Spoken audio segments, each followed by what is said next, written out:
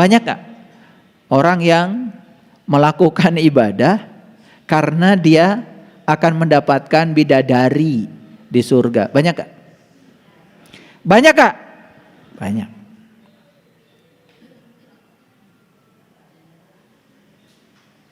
Bidadari yang dia maksud itu adalah perempuan cantik kan? Bahkan ada yang mengatakan katanya nanti di surga itu kerjaan dia katanya memecahkan keperawanan.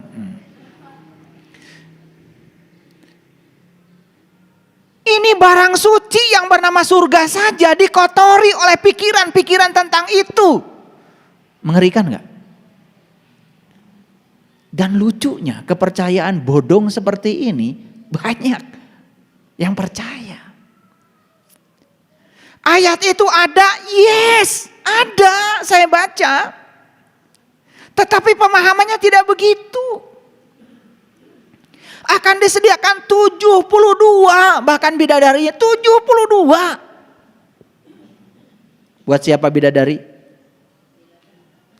Buat bidadara. Lah kasihan yang sebelah sini.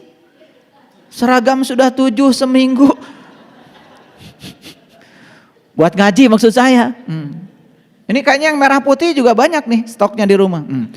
Seragam sudah 7 seminggu, tiap ngaji, tiap hari seragamnya ganti-ganti. Tasnya juga sudah tersedia, sama seragamnya. Masa gak kebagian bidadari? Padahal tidak ada majelis taklim laki-laki di Indonesia, ibu bapak. Saya tidak menemukan majelis taklim bapak-bapak, gak ada. Semua majelis taklim ibu-ibu. Sudah dia tidak kebagian bidadari di surga. Katanya penghuni neraka juga sebagian banyak perempuan. Ini apa-apaan? Tetapi yang bodong-bodong ini kan sebenarnya laku untuk nakut-nakutin.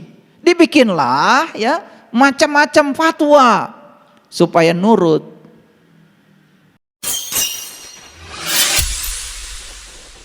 Sesungguhnya awal agama itu adalah makrifatullah, mengenal Allah. Para sahabat, terus apa gunanya kebebasan? Masih ingat gak dulu?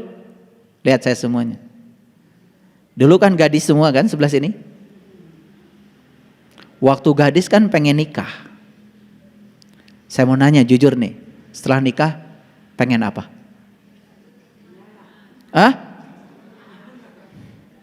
Sendiri pengen bersama. Setelah bersama, nyesel.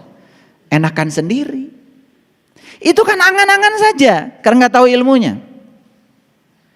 Sendiri ya tidak belajar menerima perbedaan, karena sendiri. Begitu bersama, disaktu kasurkan dengan orang yang berbeda, mulai mikir. Karena nggak ada ilmunya. Saya belajar tentang, saya baca buku judulnya From Sex to Consciousness, Super Consciousness, From Sex to Super Consciousness, bahasa Inggris. Jadi cerita tentang mengapa perempuan itu lebih kuat keinginan untuk seksnya dibandingkan dengan laki-laki. Gara-gara itu banyak sekali klinik yang menyediakan obat kuat. Betul nggak? Berkah nggak itu? Betul nggak? Coba di mana-mana ada aja. Pokoknya ejakulasi dini, hubungi si A, kan gitu kan? Betul nggak? Lah ya, pokoknya jamu-jamu yang kayak gitu terselubung tapi laku itu. Makanya kalau orang pergi ke sana biasanya pakai masker, pakai peci, pakai jas buat naro. Karena ternyata itu nggak tahu di pesantren mana itu. Lihat saya semuanya. Allah itu coba menciptakan Perbandingan kekuatan, mohon maaf, biologis laki-laki dan perempuan menurut riset, laki-laki itu cuma 2 kali, perempuan itu 10 kali. Maka laki-laki harus mengimbangi 2 kali 5, bukan? Betul nggak? Siapa pencipta itu? Allah. Kenapa laki-laki itu alat kelaminnya tidak sensitif?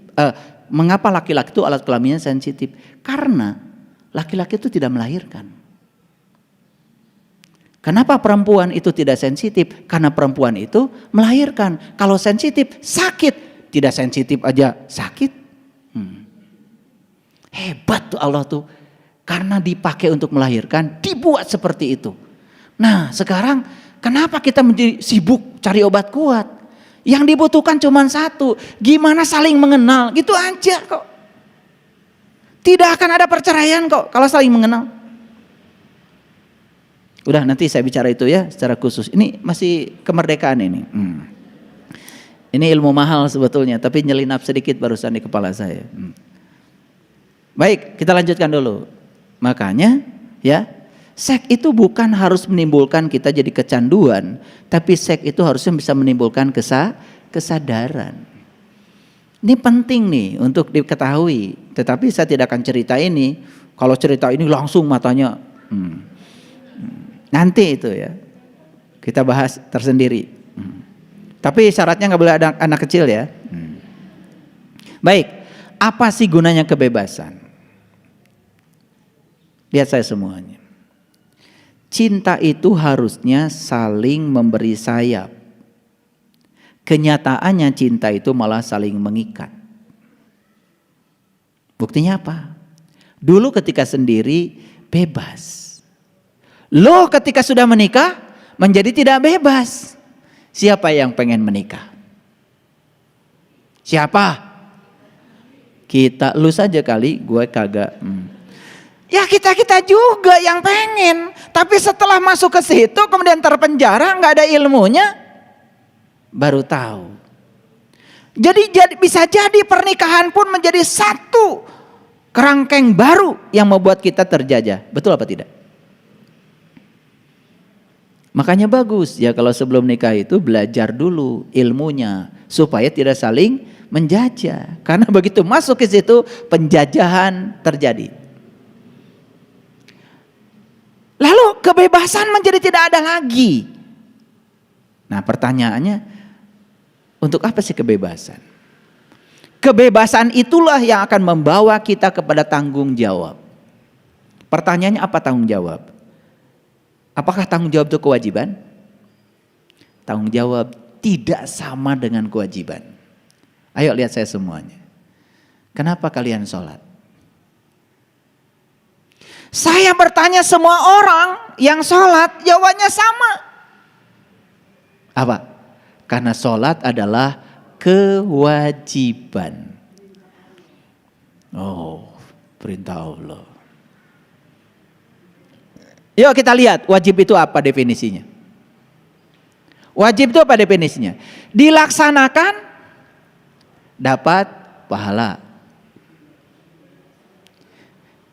Kalau tidak dilaksanakan dapat siksa. Gitu? Jadi Allah saja disifati seperti sifatmu. Gak sopan tuh manusia.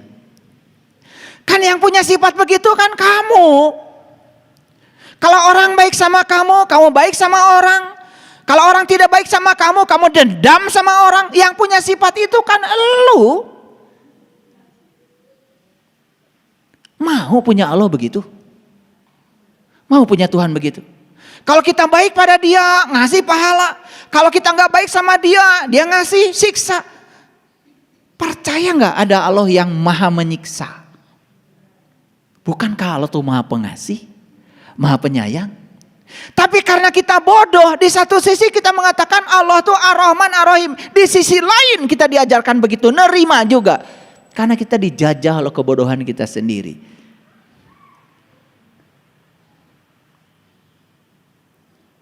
Saya tanya lagi kalau begitu sekarang, semoga berubah jawabannya. Jadi kenapa Anda sholat? Mengikuti perintah Allah. Dirubah aja dari tadi. Ya dirubah dari tadi sedikit. Tadi wajib, sekarang mengikuti perintah Allah. Itu juga jawabannya. Jarang saya mendapatkan jawaban kenapa ada sholat. Karena saya mencintai Allah. Kenapa Anda sholat? Karena saya butuh sholat. Kenapa Anda butuh? Karena saya merasakan kenikmatan sholat. Pertanyaan berikutnya, benarkah Anda sudah merasakan nikmatnya sholat?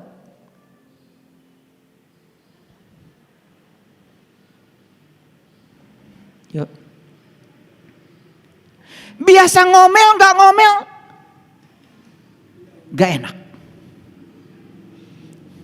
Biasa bangun pagi, bangun siang, gak enak. Biasa sholat kemudian tiba-tiba gak sholat, gak enak. Kenapa Anda sholat? Karena biasa sholat. Makanya ketika sholat buru-buru. Karena sepanjang sholat tidak merasakan nikmatnya sholat. Baru nikmatnya sholat setelah sholat. Begitu selesai sholat, alhamdulillah udah sholat. Ini bukankah penjajahan? Ini penjajahan. Kita dijajah oleh kebodohan kita sendiri. Pertanyaan berikutnya, apa tidak ingin gitu sholat itu karena kemerdekaan kita sendiri? Sholat itu karena saya merasakan nikmatnya sholat. Sholat itu karena saya cinta kepada Allah. Allah saya cinta pada saya, masa saya gak cinta sama Allah? Naik sedikit jawabannya, merdeka. Jadi kalau kita melakukan ibadah cuman karena pengen surga takut neraka, kita itu sudah menindas diri kita sendiri. Makanya dalam teori motivasi ada 3 tingkatan motivasi. Yang pertama reward and punishment motivation.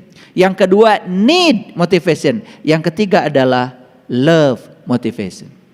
Jadi motivasi yang paling sederhana adalah melakukan sesuatu itu karena ingin dapat sesuatu, takut dapat siksa.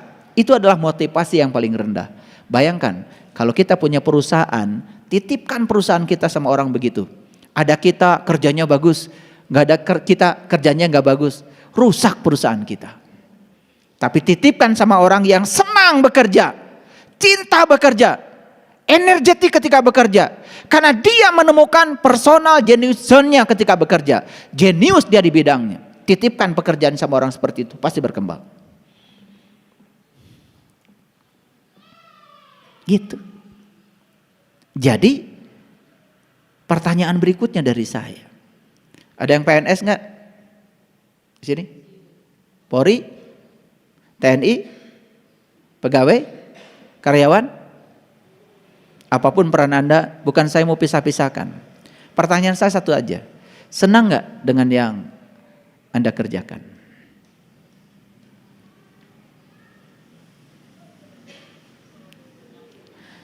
Begitu menghadapi hari Senin, Senin.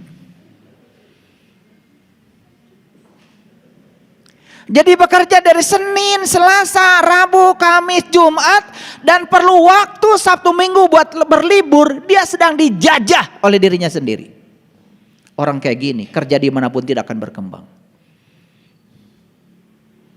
Jadi seakan-akan Senin, Selasa, Rabu, Kamis, Jumat itu adalah saat dimana tidak bahagia dan perlu 2 hari untuk bahagia. Katanya berlibur. Saya tiap hari libur. Makanya susah cari saya. Karena tiap hari libur. Saya ngajar senang. Saya ngajar fisika, yang hobi saya fisika, senang. Saya ketemu mahasiswa, senang. Saya bekerja tidak cari uang. Karena uang tuh gak perlu dicari. Saya bekerja menjadi pelayan Allah. Bismillahirrahmanirrahim. Atas nama Allah yang Maha Pengasih dan Maha Penyayang. Saya bekerja karena saya sedang menjadi kepanjangan tangan Allah. Menyampaikan cinta kasih Allah lewat peran saya. Uang gak usah dipikirin. Tiap tanggal 1 selalu ada. Ngapain dipikirin? Disitulah akan muncul namanya wa yarzuqu min haitsu la yahtasib. Rezeki dari arah yang kita tidak pernah menyangkanya. Paham? Oke, senang gak jadi ibu rumah tangga? Senang masak? Senang nyapu? Senang nyuci? Senang?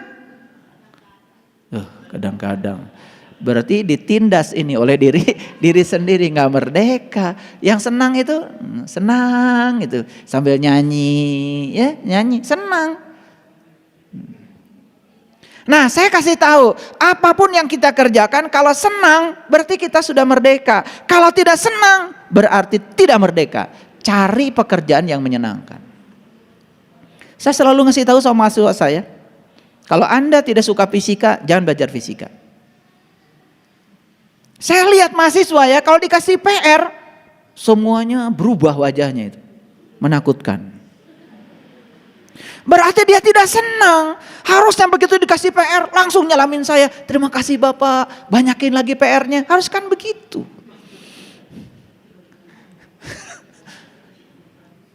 Betul nggak? Duh, subhanallah. Sebetulnya penjajahan-penjajahan yang semacam ini dalam kehidupan kita masih banyak. Terutama kita dijajah oleh keinginan-keinginan kita. Betul? Yes. Lanjut. Apa tanggung jawab itu? Perhatikan saya. Jadi sebetulnya tanggung jawab itu adalah kemampuan untuk bereaksi terhadap segala situasi. Ulangi. Tanggung jawab itu adalah kemampuan untuk bereaksi terhadap segala situasi. Itu namanya tanggung jawab. Tanggung jawab bukan kewajiban. Nah, kenapa kita perlu bebas, perlu merdeka? Karena reaksi kita terhadap situasi itu menentukan. Nah, orang yang belum merdeka, reaksinya selalu buruk terhadap situasi. Orang yang sudah merdeka, reaksinya selalu positif terhadap segala situasi, apapun situasinya. Yuk, sekarang saya tes. Pernah ke pasar? Oke. Lagi hari-hari begini ke pasar? Pernah? Oke. Saat pergi ke pasar, hari panas seperti ini. Tiba-tiba gerimis, bahkan hujan besar. Jujur ya. Berubah nggak perasaan kita? Jujur, jawab. Ngomel nggak? Pertama berubah perasaan, berikutnya ngomel. Duh, siang-siang gini hujan. Anda tidak merdeka. Karena Anda masih melekat pada keinginan Anda. Anda ingin hari itu panas. Ketika hujan, Anda tidak menerima. Anda tidak punya tanggung jawab. Reaksi Anda terhadap situasi buruk.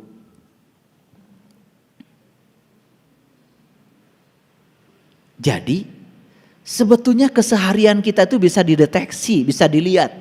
Orang yang sudah suci pikirannya, orang yang sudah suci jiwanya, bukan orang yang pakai baju kain suci, bukan. Orang yang sudah selesai dengan dirinya sendiri. Apapun yang terjadi, dia selalu tanggung jawab. Jadi tidak pernah reaktif terhadap situasi, justru responsif terhadap segala situasi. Jadi aslinya setiap orang itu kelihatan saat dia berhadapan dengan situasi yang dia tidak ingin. Kalau ketemu orang yang baik sama kita, gimana perasaan kita? Senang. Nah, sekarang bertemu dengan orang yang tidak baik sama kita, bagaimana perasaan kita? Jujur, kesal. Betul? Berarti siapa penjajah kita? Keinginan kita. Ingin semua orang seperti yang saya mau. Bukankah itu penjajahan? Dan setiap hari kita dijajah oleh yang seperti itu, lalu tidak pernah keluar dari belenggu penjajahan yang semacam itu. Lalu kita akan menyebut diri kita sudah merdeka?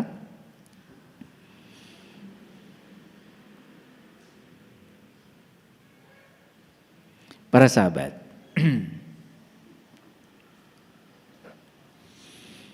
kalau begitu gimana sih cara kita mengisi kemerdekaan itu? Ini katanya sudah merdeka kan? Nah, merdeka secara fisik yes. Dan sekarang pekerjaan besar itu kita memerdekakan pada penjajahan yang terjadi pada diri kita masing-masing. Ini yang paling berat. Karena apa? Melawan orang yang di luar itu tidak lebih sulit daripada melawan orang yang di dalam. Makanya kata Nabi Muhammad, jihad yang paling akbar adalah melawan dirimu sendiri. Jadi sekalipun orang tua kita sudah menumpahkan darah dan keringat untuk merebut kemerdekaan fisik ini, tetapi ada jihad yang lebih besar lagi setelah itu, adalah melawan seluruh episode penjajahan yang dibangun oleh kita sendiri. Baik, sekarang saya ingin bicara. Jadi, apakah hidup kita hari ini sudah tanpa penindasan? Apakah hidup kita hari ini dengan kegembiraan? Apakah hidup kita hari ini sudah dengan nyanyian?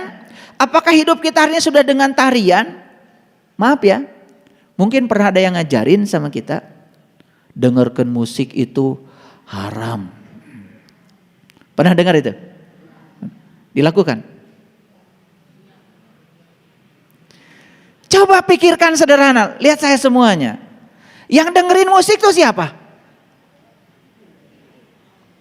Nih, telinga.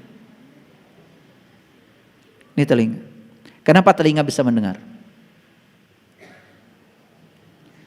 Jawab dulu, kenapa telinga bisa mendengar? Karena ada ruh, pinter. Karena ada nafas. Karena ada nafas, telinga kita bisa mendengar. Kalau nggak bernapas, telinga kita tidak bisa mendengar. Orang mati punya telinga, nggak bisa dengar, udah nggak ada bernafas. Jadi kenapa bisa mendengar? Jawabannya apa? Yes, karena bernafas. Siapakah nafas itu? Kan Allah jelaskan, Allahu la ilaha illa huwal hayyul qayyum la ta'khudhuhu sinatun wala naum. Aku berdiri tegak, mengurus, mengatur dirimu, bahkan tidak pernah meninggalkan kamu. Bahkan saat kamu tidur, aku nggak pernah tidur. Saat kamu ngantuk, aku nggak pernah ngantuk. La ta'khudhuhu sinatun wala naum. Aku nggak pernah tidur, aku nggak pernah ngantuk. Cek pada diri kita sekarang. Saat kita tidur, mata tidur, telinga tidur, mulut tidur, pikiran tidur, seluruh organ tubuh kita tidur. Satu-satu yang gak tidur adalah nafas kita. Gak usah jauh-jauh cari Allah, gak usah jauh-jauh, Allah bersamamu. Wujud kehadirannya adalah nafas. Yuk, gara-gara kita bernapas, telinga kita bisa mendengar. Saya tanya sekarang, mendengarkan musik itu menyenangkan atau menyedihkan? Menyenangkan bukan? Apa tidak boleh telinga ini mendengarkan sesuatu yang menyenangkan? Bukankah kita mendengar karena ada Allah yang mendengar di sini? Siapa yang mendengar kalau begitu? Bukankah Allah juga? Kok berani-beraninya menyatakan ini gak boleh, itu gak boleh? Saya sampai hari ini nanya orang-orang yang bilang gak boleh itu gak jelas alasannya. Cuma dari sonoannya aja begitu. Bukankah kita jadi dijajah oleh kebodohan kita sendiri? Betul? Padahal mendengarkan musik sudah terbukti bisa menimbulkan endorfin, dopamin, serotonin, oksitoksin, semua zat cinta, zat kebahagiaan, ya, untuk menghilangkan rasa nyeri dalam tubuh. Itu dengar musik itu bisa. Musik itu bisa menjadi healing. Dan itu luar biasa. Inilah karena kita dijajah oleh kebodohan kita sendiri. Dan tidak mengizinkan daya kritis kita untuk berpikir. Akibatnya apa? Seperti itu yang terjadi. Kita dijajah oleh belenggu yang melekat dalam diri kita sendiri. Baik, ya. Kalau begitu, apakah selama hidup kita masih menindas diri kita sendiri? Apakah kita sudah bebas dari penindasan selama hidup? Yuk sekarang, sumber-sumber penindasan semua adalah ciptaan pikiran kita sendiri. Kita buktikan. Saya ingin suami saya begini, begini, begini, begini. Ternyata suami saya begitu, begitu, begitu, begitu. Saya tanya, nerima atau menolak? Jujur, sebelah sini, nerima apa menolak? Menolak kan? Bukankah itu adalah penindasan? Pada siapa? Karena ketika kita menolak, menderita nggak kita? Ketika kita menolak, kita pusing nggak? Ketika kita menolak, sedih nggak kita? Ketika kita menolak, marah nggak kita? Marah, sedih, dan lain-lain akibat penolakan. Saat kita menolak, sebetulnya kita sedang melakukan penindasan pada diri kita sendiri. Siapa yang menindas? Keinginan kita. Karena ingin suami saya begini, begini, begini. Ketika suami saya begitu, tidak menerimanya. Sekarang saya tanya, gimana caranya membebaskan diri dari penindasan itu? Gimana caranya? Terima. Sesederhana itu kok. Dari menolak diganti menjadi menerima. Saat itu kita akan menemukan kemerdekaan diri. Dan pastikan pada diri kita, bahagia adalah pusatnya pada diri saya. Bahagia tidak boleh dibawa siapapun. Bahagia tidak boleh bergantung pada siapapun. Ini pelajaran-pelajaran yang sangat luhur yang diajarkan semua tradisi agama yang selama ini tidak mewujud dalam kehidupan kita sehari-hari. Pernah nggak ibu bapak, mohon maaf, sholat duhur itu jam 3, pernah? Pernah. Jam 3:4 itu ada azan sholat asar. Apa komentarnya?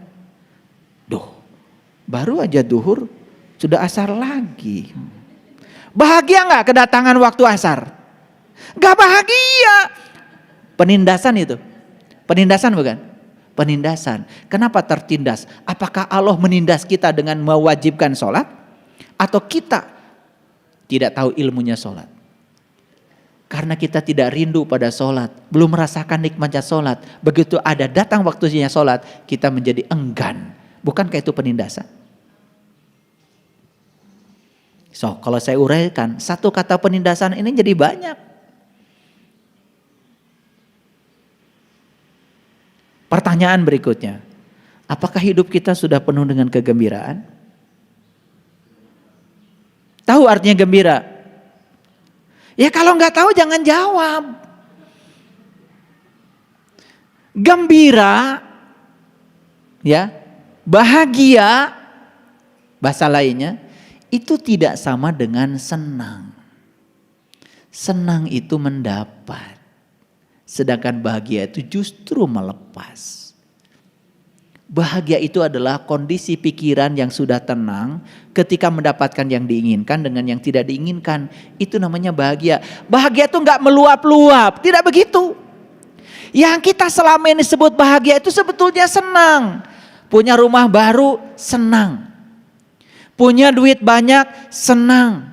Sehat, senang. Nah semua yang kita dapat menimbulkan senang, itu bukan bahagia. Bahagia nggak ada kaitannya dengan senang. Bahkan senang itu biasanya meluap-luap. Deng, turun lagi. Deng, gitu. Senang dengan sedih itu seperti itu meluap-luap. Sedangkan bahagia itu adalah tantramnya batin saat mendapatkan yang diinginkan, saat mendapat yang tidak diinginkan dengan cara yang sama. Sudah begitu belum? Kalau sudah di titik ini, itu namanya merdeka. Saya berjuang melepaskan diri dari hal-hal yang semacam itu. Itu bukan dengan cara yang mudah. Karena apa? Saya sebelum mengajarkan sesuatu pada orang lain, ini harus terjadi dulu pada diri saya. Saya nggak mau mengajarkan sesuatu hanya berdasarkan pengetahuan palsu yang tidak terjadi pada diri saya. Nah ini resep-resep yang luar biasa yang saya bagikan hari ini. Supaya kita di hari kemerdekaan ini benar-benar merdeka. Sudah 77 tahun kita merdeka. Masa gak merdeka-merdeka? Yuk sekarang. Apa indikator merdeka? 1. Bersih dari segala prasangka. Betul? Prasangka menyiksa gak? Prasangka menindas gak? Prasangka membuat kita menderita enggak? Berarti kalau bersih dari prasangka, maksudnya apa? Bebas, suci. Saya kemarin ngasih contoh. Suami kita belum pulang. Biasanya pulang jam 8. Jam 8.30 belum. Jam 8.45 belum. Jam 9 belum. Karena memang menunggu itu kan membosankan. Makanya nggak usah menunggu sebetulnya. Nikmati aja hidup, waktu biarkanlah aja berjalan. Tapi karena ada prasangka di sini, mulai gelisah. Betul nggak? Jangan-jangan jam 9 belum juga datang. 9:15 belum datang juga. Ditelepon nggak ngangkat-ngangkat. Jangan-jangan padahal suaminya itu lagi di jalan tol, bannya bocor. HP-nya taruh di dashboard, sedang ngurusi ban bocor. Karena baru kali itu bocor ban, belum punya keahlian pasang ban. Cari di mana naruh kunci aja nggak inget. Karena baru hari itu. Tapi karena prasangka, apakah prasangka sama dengan fakta? Faktanya dia sedang sibuk ngurusi ban. Prasangka kita kemana aja? Kita sedang dijajah oleh siapa? Nah, lo suka nggak dijajah oleh pikiranmu sendiri? Nah, itu berarti penindasan. Bagaimana kita menyebut kita sudah merdeka? Nah, yang kedua, ya, kita pun sering dijajah oleh sistem kepercayaan yang bodong.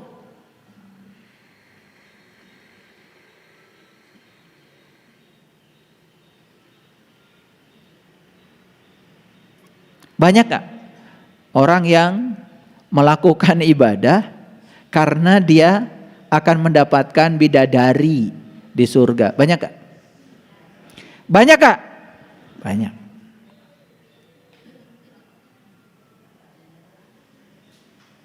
Bidadari yang dia maksud itu adalah perempuan cantik kan? Bahkan ada yang mengatakan katanya nanti di surga itu kerjaan dia katanya memecahkan keperawanan. Ini barang suci yang bernama surga saja dikotori oleh pikiran-pikiran tentang itu. Mengerikan gak? Dan lucunya kepercayaan bodong seperti ini banyak yang percaya. Ayat itu ada, yes, ada, saya baca. Tetapi pemahamannya tidak begitu. Akan disediakan 72, bahkan bidadarinya 72. Buat siapa bidadari? Buat bidadara. Lah kasihan nih yang sebelah sini. Seragam sudah 7 seminggu. Buat ngaji maksud saya. Ini kayaknya yang merah putih juga banyak nih stoknya di rumah. Seragam sudah 7 seminggu, tiap ngaji, tiap hari seragamnya ganti-ganti. Tasnya juga sudah tersedia, sama seragamnya. Masa gak kebagian bidadari? Padahal tidak ada majelis taklim laki-laki di Indonesia, ibu bapak.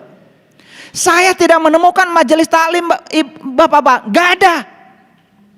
Semua majelis taklim ibu-ibu. Sudah dia tidak kebagian bidadari di surga. Katanya penghuni neraka juga sebagian banyak perempuan. Ini apa-apaan? Tetapi yang bodong-bodong ini kan sebenarnya laku untuk nakut-nakutin. Dibikinlah ya macam-macam fatwa supaya nurut. Siapa yang mengizinkan suaminya poligami? Dijamin gak dihisab masuk surga. Wah sudah. Karena memang pikirannya itu ya sudah. Jadi makanan. Makanya orang bodoh makanan orang pinter. Orang pinter makanannya orang licik. Orang licik makannya orang jahat. Jangan masuk dari 4 kelompok itu. Masuklah jadi orang beruntung. Masuklah jadi orang baik. Jangan jadi orang bodoh. Jangan jadi orang pinter. Jangan jadi orang licik apalagi orang jahat. Saling memakan. Gak boleh itu jadi orang pintar. Buat apa pintar? Gak dibutuhkan. Yang paling penting tuh benar.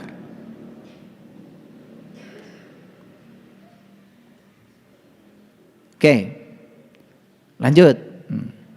Sistem kepercayaan. Kok bidadari 72?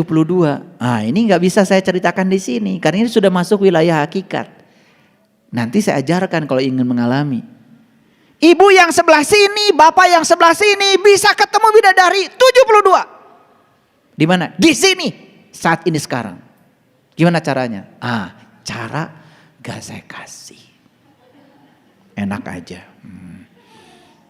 Kalau mau tahu cara, harus ketemu secara pribadi dengan saya. Saya akan tunjukkan. Bidadari itu ada. 72, enggak kurang.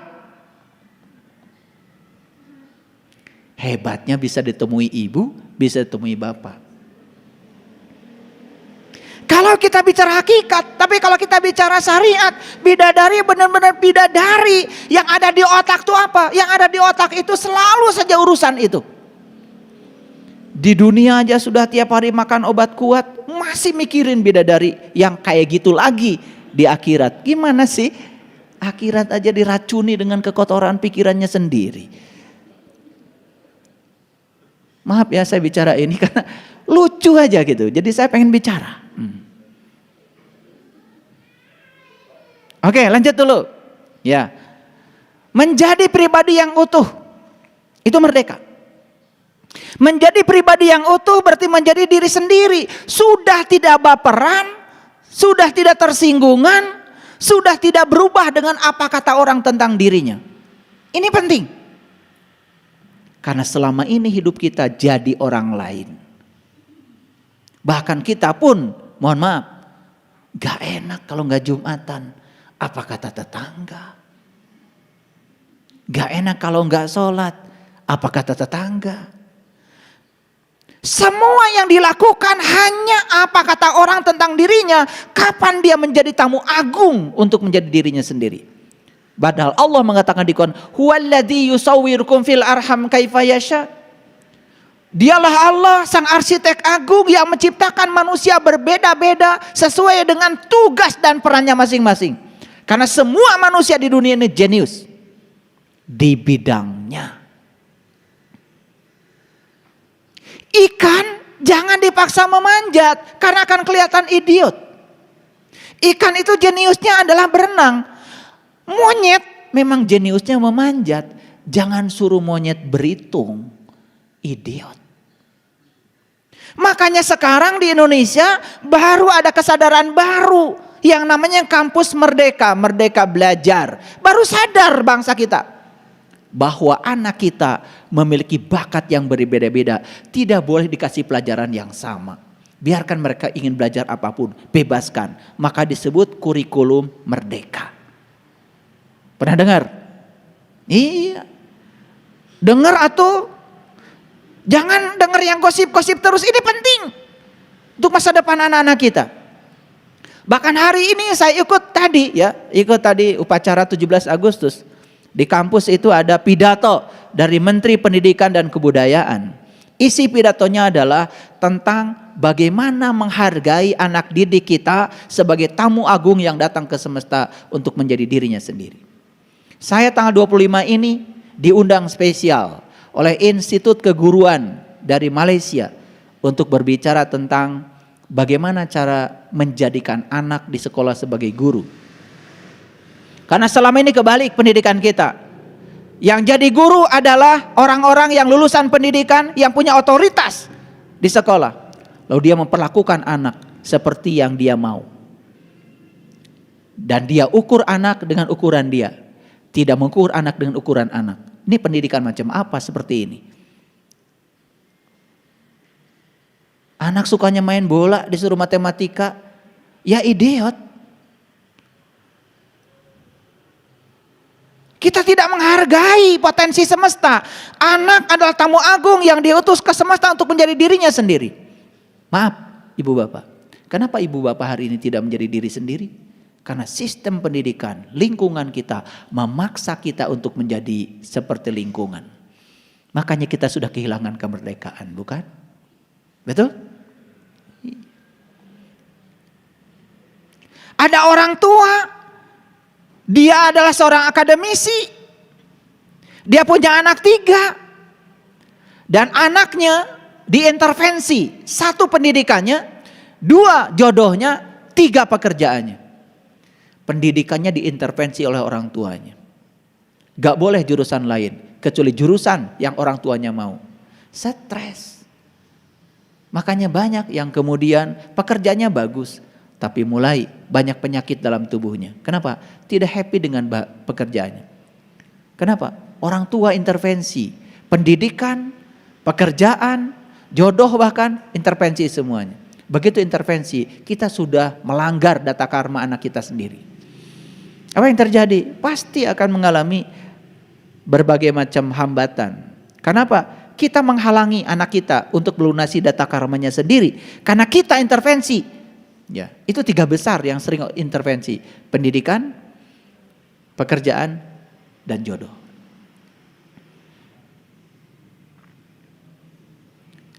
Yang ketiga, apakah benar kita sudah menjadi tuan bagi nasib kita sendiri? Yuk, apakah kita benar sudah menjadi tuan di sini atas nasib kita sendiri? Atau nasib kita digonjang-ganjing oleh orang? Nasib kita ditentukan oleh orang? Bahkan nasib kita digonjang-ganjing oleh dalam tanda kutip Tuhan sesuai dengan konsepsi kita. Banyak orang yang percaya pada Tuhan berdasarkan konsepsi dirinya, bukan Tuhan sebagai realisasi dalam dirinya. Mengerikan. Dan Tuhan yang dikonsepsi oleh dirinya dipercaya dan disembah-sembah oleh dirinya sendiri. Mengerikan. Bukan Tuhan yang terrealisasi di dalam dirinya sebagai kenyataan. Makanya kenali.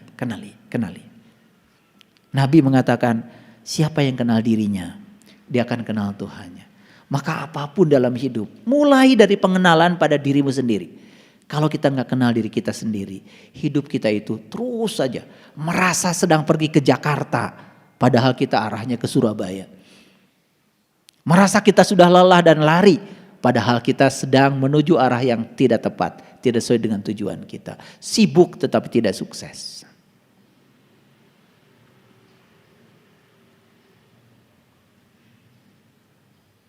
Jadi menjadi tuan atas nasib kita sendiri. Kita yang menentukan nasib kita. Kita yang menentukan kesehatan kita. Kita yang menentukan umur kita. Kita yang menentukan rezeki kita. Betul. Saya bisa baca data karma seseorang. Terbaca di data karmanya, orang ini umur panjang. Tapi kalau hidupnya sembrono, tetap aja tidak akan tercapai umur panjang. Data bisa berbeda dengan fakta. Kalau BMKG bilang besok Bandung akan hujan, belum tentu hujan, karena dia hanya berdasarkan data yang sudah terjadi. Diekstrapolasi, itu dalam bahasa sains. Diekstrapolasi dari data-data yang sudah diintrapolasi, kemudian bikin kesimpulan, besok Bandung hujan. Ternyata ada badai tiba-tiba yang datang secara tiba-tiba tanpa prediksi, bisa jadi Bandung gak hujan. Jadi oleh karena itu maka gen pada diri manusia bisa diintervensi. Dulu orang percaya kalau gen itu bersifat permanen. Profesor Kazuo Murakami sudah mengatakan dalam sebuah risetnya, gen bisa diubah.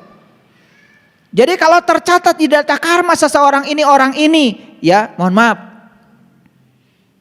pemarah misalnya, dari kehidupan yang lalunya, bisa diintervensi. Bisa. Saya membaca data karma setiap orang bukan untuk merendahkan, bukan untuk membuka aibnya, tidak. Tetapi untuk membantu dia agar dia fokus dalam proses perubahan nasibnya. Ya kan? Siapa tahu orang ini tidak jenius di bidang A, malah kerja di bidang A. Harusnya kalau tidak jenius di bidang A, cari bidang lain. Oh ternyata ketemu dia jeniusnya di bidang C. Baru berkembang. Maaf ya, kenapa kok saya usaha ini gagal, usaha ini gagal, jangan-jangan yang kamu kerjakan itu tidak sesuai dengan data karmamu, harus diintervensi itu. Nah ketika ditemukan, sebetulnya dia itu jeniusnya di bidang apa, pasti berkembang. Dan tidak usah semua orang tuh harus sekolah ke perguruan tinggi, tidak usah semua orang punya ijazah, gak penting. Hidup itu kompetensi kok. Maaf ya. Jangan menganggap seakan-akan kalau sekolah di perguruan tinggi itu akan lebih baik itu nasibnya. Lalu kalau tidak sekolah menjadi lebih buruk. Ya tentu saja peluang untuk lebih baik ada karena pendidikan tinggi. Tapi itu bukan jaminan. Ya, tahu Lionel Messi? Juara apa coba? Jagoan apa? Oh bola, benar berarti suka nonton bola. Bukan tukang catur. Lionel Messi itu jago main bola. Pokoknya kalau udah lihat bola tuh wajahnya bahagia. Endorfin, dopamin, serotonin itu muncul.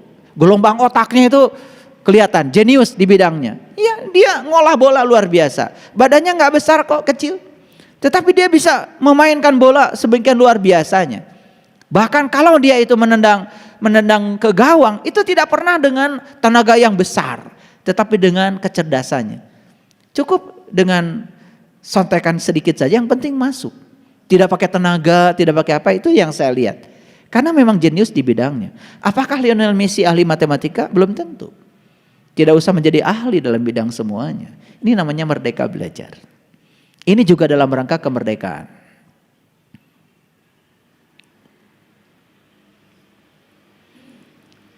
Nah, apakah hari ini kita termasuk berkontribusi melestarikan kebohongan?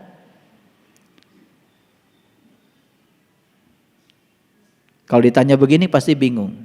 Apakah hari ini kita berkontribusi melestarikan kebohongan? Kalau kita melestarikan kebohongan itu yang paling gampang itu menggunakan Tuhan dan agama. Betul nggak? Coba apapun atas nama Tuhan dan agama, walaupun itu bohong, itu dianggap kebenaran. Apalagi diulang terus menerus. Nah ini juga bentuk-bentuk penjajahan yang tidak disadari oleh kita semua.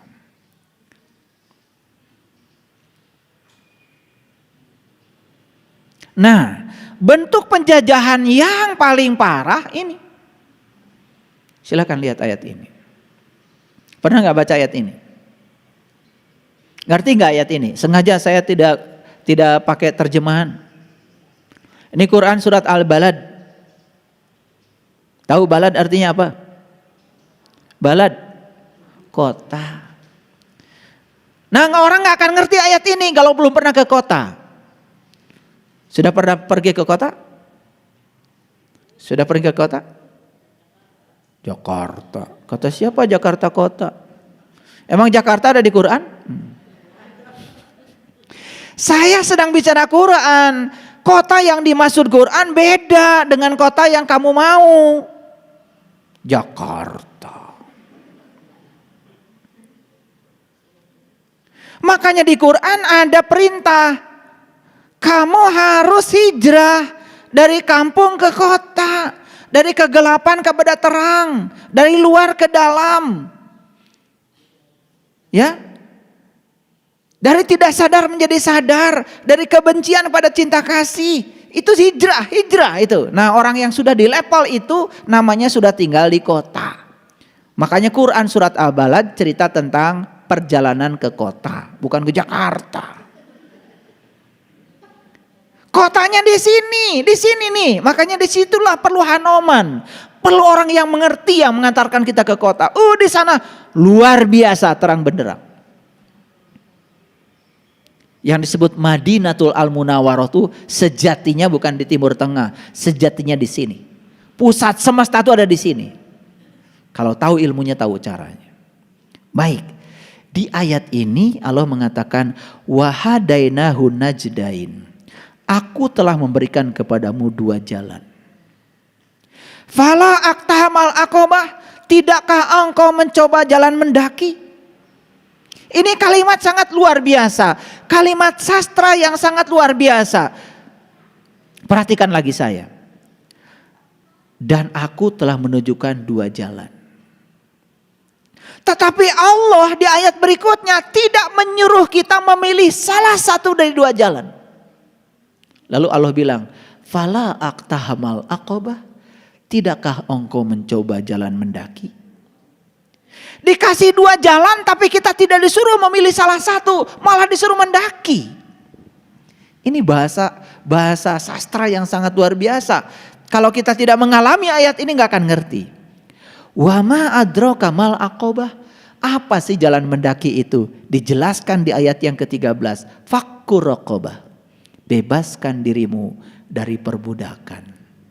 Nah ini kalau membaca Quran harus secara gramatikal, harus secara kontekstual, tidak bisa secara leksikal, tidak bisa ayat per ayat.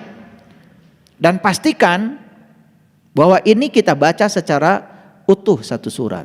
Tapi kalau saya jelaskan semuanya tidak cukup waktu. Saya penggal, tetapi penggalannya ini aspek gramatikalnya tidak akan ternoda. Lihat saya semuanya. Bebaskan kamu dari perbudakan. Apa sih yang memperbudak kita selama ini? Yang memperbudak kita selama ini adalah dua jalan. Makanya dua jalan ini tidak disuruh dipilih oleh Allah salah satunya. Malah kita harus lampaui kedua-duanya. Cobalah jalan mendaki. Yuk, kalau mendaki kemana? Mendakikan ke gunung. Nah, gunung dalam bahasa Quran disebut Sidratil Muntaha, puncak kesadaran tertinggi. Maka siapapun yang sudah mencapai puncak kesadaran tertingginya, dia sudah mendaki gunung. Maka dia akan melihat dari ketinggian. Melihat dari ketinggian itu sudut pandang kita menjadi sangat luas. Dan orang yang sudut pandangnya luas jadi luwes. Itulah keren. Makanya orang yang sudut pandangnya luas, dia tidak terjebak benar salah. Dia tidak terjebak baik buruk. Makanya Allah sendiri yang mengatakan di antara cinta dan kebencian, aku adalah kasih sayang. Di antara kematian dan kehidupan, aku adalah keabadian. Makanya Allah bilang, wa ahsin kama ahsanallah ilaika. Kita itu disuruh berakhlak seperti akhlaknya Allah. Itu yang disebut dengan tahaluk bi akhlakillah. Maka siapapun yang selalu merasakan kehadiran Allah setiap saat dalam dirinya, lama kelamaan sifat Allah akan menjadi sifatnya. Dia berakhlak seperti akhlaknya Allah. Gimana akhlaknya Allah? Ulangi lagi.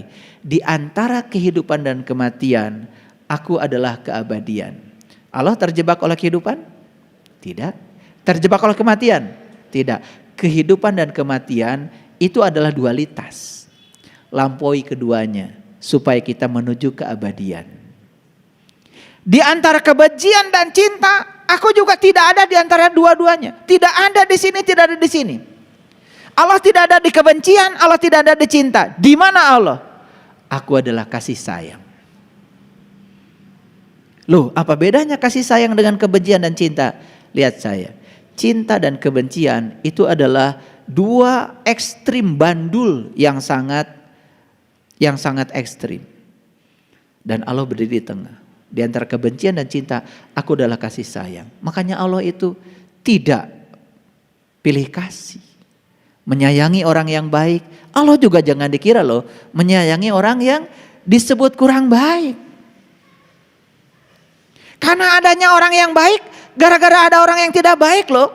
Adanya orang kaya, gara-gara ada yang tidak kaya loh. Dan itu adalah sisi-sisi kebenaran.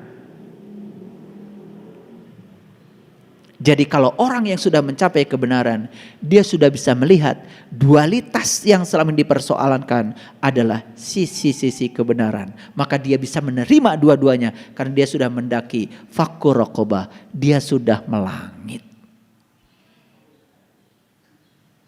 Nabi Musa ketika berkunjung ke Al-Muqaddas Tuwa, apa perintah Allah dalam Quran surat Toha? Hai Musa, sesungguhnya aku adalah Tuhanmu. Aku telah memilih kamu Musa. Lepaskan kedua terompahmu, baru kamu masuk di rumahku Al-Muqaddas Tuwa.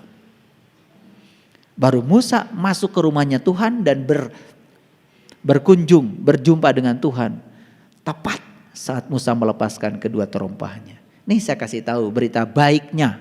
Sepanjang kita masih terjebak oleh dualitas dalam kehidupan, jangan berharap kita bisa melangkahkan kaki kita di rumahnya. Di rumah yang di sana sih, yang syar'i, yang di Mekah boleh, siapapun boleh. Koruptor sana boleh. Penjina boleh. Sana siapapun boleh, nggak ada larangan. Yang penting paspornya ada dan ngaku beragama Islam, cukup. Tetapi masuk pada rumah Allah yang sejati, Allah bilang, la yamassuhu illal mutahharun. Tidak ada yang bisa menginjakkan kakinya di rumahku yang suci ini, kecuali dia yang suci. Nah, siapa orang suci itu? Orang suci itu indikatornya dua.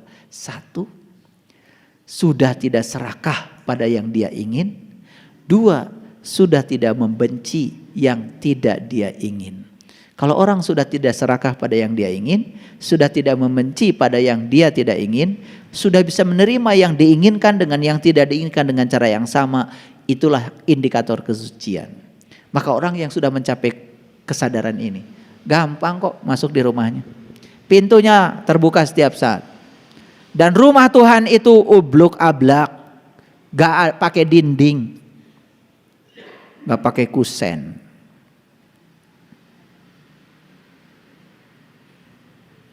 Cuman ada pintunya harus kalian lewati. Dan pintunya tidak akan terbuka kalau nggak tahu kuncinya. Makanya kuncinya sudah diselipkan di Quran surat Al-Fatihah. Makanya Al-Fatihah kan 7 ayat. Jadi harusnya ulang tahun kemerdekaan yang ke-77. Wah, ini berarti 2 ayat nih Al-Fatihah. Lahir batin terbukanya itu. Kalau ngerti. Ya? Iya. Kalau ngerti. Makanya lagu Indonesia Raya itu bagi saya itu adalah doa sebetulnya. Bukan sekedar lagu kebangsaan Indonesia Raya itu. Itu doa sebetulnya. Saya yakin sekelas Waderupon Supratman itu sudah dikasih intuisi yang dalam. Itu kata-kata yang ada di lagu kebangsaan kita itu luar biasa. Sayang kalau upacara bendera pada ngobrol. Saya upacara bendera tadi di kampus. Lagi penaikan bendera merah putih lagu Indonesia Raya, ngobrol aja. Sedih saya. Walaupun gak boleh sedih.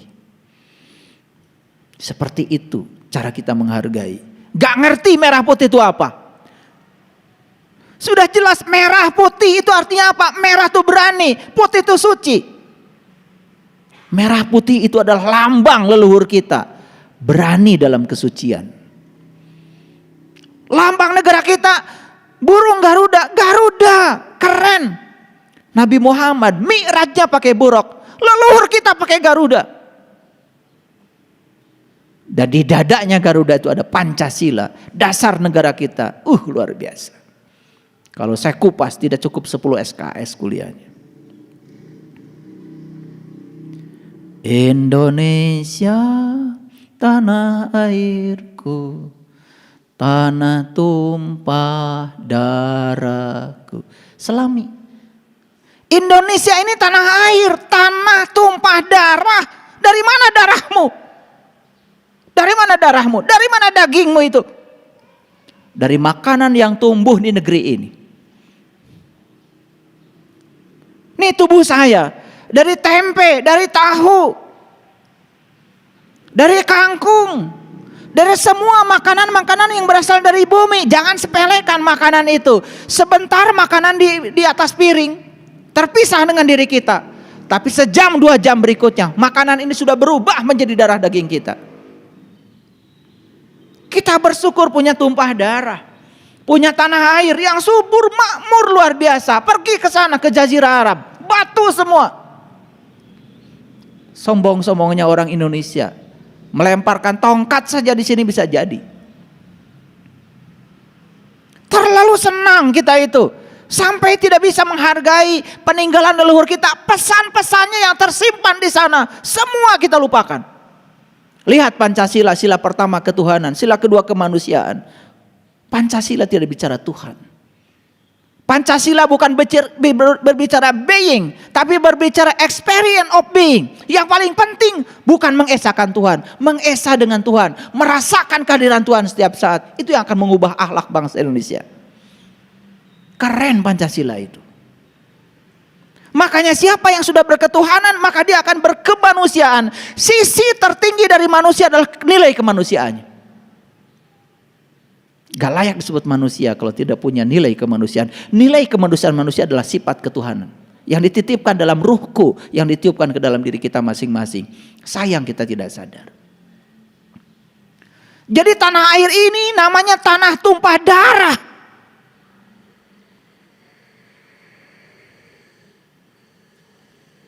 Coba sekali-kali nyanyi dalam kesadaran sambil meditasi. Dengarkan lagu itu dengan penuh kesungguhan. Makanya setiap kajian umum selalu saya mengumandangkan lagu Indonesia Raya. Sambil bernyanyi, coba lihat bendera merah putih itu. Luar biasa. Itu adalah merah putih itu purwadaksinya. Purwadaksina itu istilah bahasa kita. Apa? Itu titik awal kita. Merah putih melambangkan darah. Darah merah, darah putih. Makanya ada 5 teman kita, ada 4 teman kita. Yang pertama adalah ketuban. Yang kedua adalah ari-ari. Yang ketiga darah merah. Yang keempat darah putih. Dan pancernya dari diri kita. Makanya teman-teman di Kejawen menyatakan 4 kali 5 pancer. Itu ilmu agung yang luar biasa. Kita dari sana semua bermula.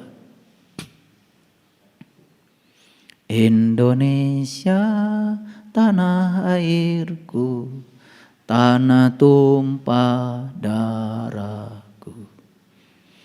Di sanalah aku berdiri, jadi pandu ibuku. Indonesia kebangsaanku, bangsa dan tanah airku. Marilah kita berseru, Indonesia bersatu. Hiduplah tanahku, hiduplah negeriku, rakyatku semuanya. Bangunlah jiwanya, bangunlah badannya untuk Indonesia Raya. Ya terus. Merdeka, merdeka, negeriku yang ku cinta. Indonesia Raya, merdeka, merdeka, hiduplah Indonesia Raya. Coba dengan kesadaran nyanyi itu, keluar air mata kita. Sedikit meditatif. Kita menjadi bangga sebagai bangsa. Tidak ada di dunia ini bangsa sebesar ini dengan keragaman suku yang luar biasa, keragaman kepercayaan yang luar biasa, hanya Indonesia. Makanya semua orang di dunia sepakat menyatakan Indonesia adalah miniatur dunia. Presiden Obama menyatakan pidatonya yang luar biasa tentang Indonesia. Tidak ada, kata Obama, satu negara pun di dunia sekelas Indonesia. Kita kadang-kadang suka melecehkan bangsa kita sendiri.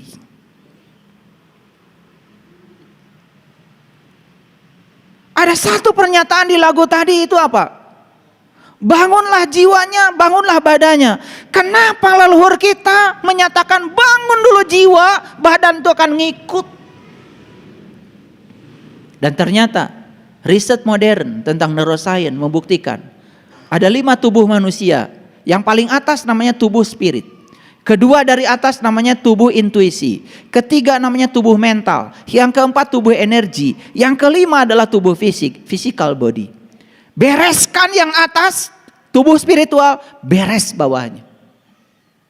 Makanya bereskan jiwamu, bakal bagus dan sehat ragamu. Itu keren sekali. Semua alasannya sangat ilmiah. Tidak bangunlah badannya, bangunlah jiwanya. Bangunlah jiwanya, bangunlah badannya. Untuk siapa? Untuk Indonesia Raya. Aneh ya. Kalau ada orang yang mengaku bangsa Indonesia tetapi tidak menyelami, tidak ingin bersatu, malah justru membawa bibit-bibit perpecahan ke dalam bangsa ini. Dengan ego keyakinan, ego suku, itu yang sangat berbahaya. Dia tidak sadar dengan Bhinneka Tunggal Ika. Masa sekelas Presiden Obama, mantan Presiden Amerika, beliau membicarakan Bhinneka Tunggal Ika, jelas sekali cara melafalkannya. Itulah yang menjadi kebanggaan kita. Berbeda-beda tetapi satu adanya. Satu nusa, satu bangsa, satu tanah air Indonesia. satu bahasa, bahasa Indonesia. Bangga gak jadi bangsa Indonesia para sahabat? Bangsa gak? Jauh sebelum agama-agama dari luar datang ke sini, bangsa kita sudah memiliki peradaban tersendiri.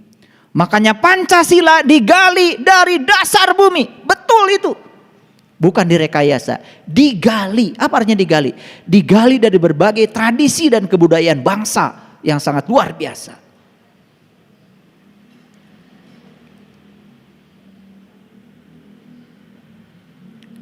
Silakan, pernah berkeliling nggak? Ada yang berkeliling ke negara mana? Ada nggak pengajian seperti ini sebebas di Indonesia? Kajian apapun sebebas ini di Indonesia. Jam berapapun boleh, tidak kena pajak. Asal mau. Mau sholat tahajud malam berapa rakaat? Boleh, nggak masalah. Luar biasa. Kebebasan untuk melaksanakan ibadah sesuai dengan keyakinan masing-masing dijamin oleh undang-undang. Tidak masuk akal kalau kita menjadi usil pada orang yang berbeda keyakinan dengan kita. Kembangkan toleransi, kembangkan rasa hormat untuk bisa menerima dan menghargai perbedaan. Bangsa kita akan menjadi bangsa yang besar. Karena apa? Para sahabat, kesadaran spiritual akan tumbuh di sini. Kesadaran spiritual akan tumbuh di sini. Percayalah sama saya. Saya bukan siapa-siapa, saya tidak bisa melihat apa-apa. Tapi intuisi saya mengatakan, kesadaran spiritual akan tumbuh di sini.